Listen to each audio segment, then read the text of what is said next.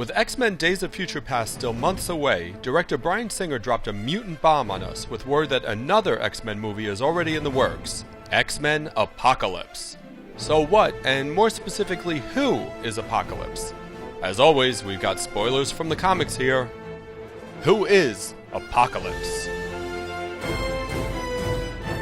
I want to hear the cries of the future!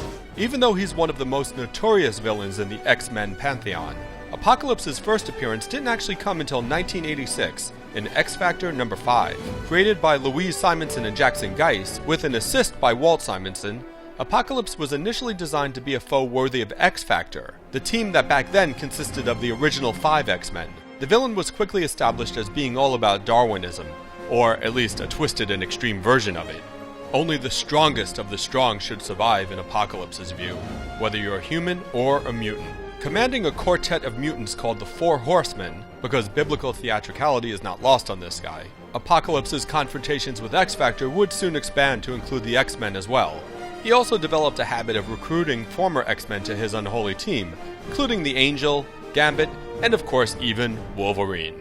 But, as is often the case in comics, it turns out that Apocalypse had been lurking in the shadows for many years prior to his X-Factor introduction. For millennia, in fact. Apocalypse was actually the first mutant ever born in ancient Egypt around 3000 BC, where he was called En-Sabah Nur.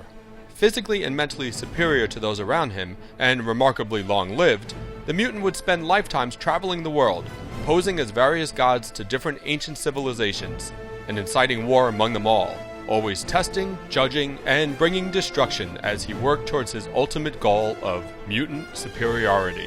Thanks to alien technology he discovered that had been left behind by the ancient cosmic beings, the Celestials, Apocalypse augmented his vast mutant powers, which among other things included shapeshifting, enormous strength, teleportation, telepathy, technopathy, and general badass motherf***pathy.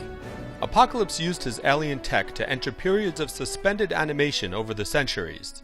Awakening at one point in 19th century England, he encountered a scientist that he would help transform into another future X-Men villain, Mr. Sinister. And he also had run-ins with some other familiar faces at times, like Thor and, yep, even Dracula. It was the arrival of the time-traveling X-Man Cable in the quote-unquote present time of the X-Men world that would rouse Apocalypse once again, leading to his run-ins with X-Factor. In true comic book fashion, Cable turned out to be the son of Cyclops and kinda sorta Jean Grey. Well, Jean Grey's evil clone anyway. Also, he was raised in the future because, you know, and his birth was a big setup by Mr. Sinister, who planned on someday using him as a weapon against Apocalypse. Cable is probably the most popular character from X-Force, which also has a movie in the works right now. Can we expect a Cable appearance in X-Men Apocalypse that will serve to introduce X-Force? Well, I am psychic, you know. Most fans are assuming that the famed storyline Age of Apocalypse will be the inspiration for X-Men Apocalypse.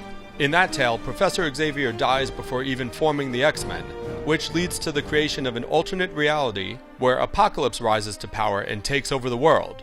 In a spin on the story from Days of Future Past, where mutant kind is enslaved, in Age of Apocalypse it's humanity that's been overcome. Millions of humans are killed in this bleak reality where mutants now rule supreme. The whole world's going to hell, you just going to sit there? Let's go.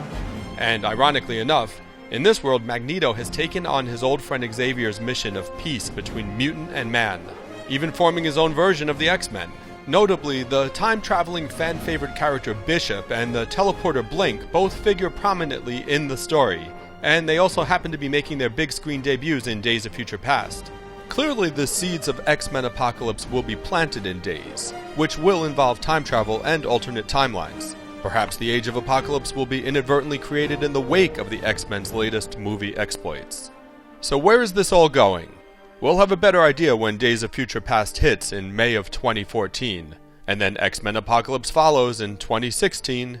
But until then, remember, only the strongest will survive.